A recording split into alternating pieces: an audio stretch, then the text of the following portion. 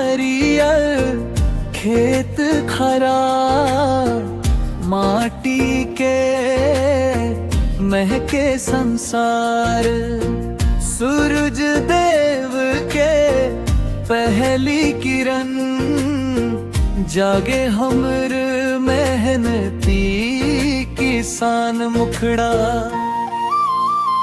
वे हमर किसान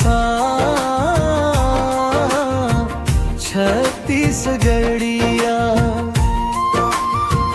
माटी के बेर छत्तीसगढ़िया।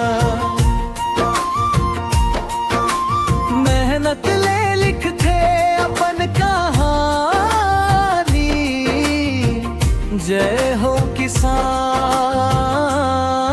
जय छत्तीसगढ़ महतारी। बांके गली नदियों नरवा, खेत खारों सुंदर तरिया, बैला के घंटी चिड़ै के तान, यही तो है हरम छत्तीसगढ़ के शान। मुखड़ा जो हमर किसान छत्तीसगढ़िया, सीधा सादा छत्तीसगढ़िया।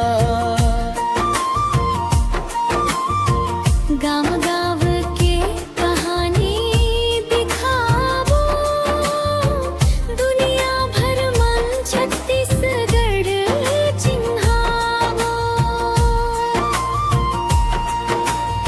धान के बाली झूमे रे संगी, पुरवैया धीरे धीरे चले, बांसुरी के मीठ धुन संग, मोर छत्तीसगढ़ मन मम बसे। कभू खेत खार, कभू हाट बाजार, कभू तिहार संस्कृति के बहार।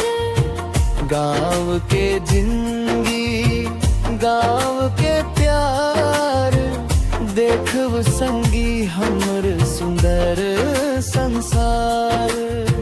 अंतिम मुखड़ा जो हमर किसान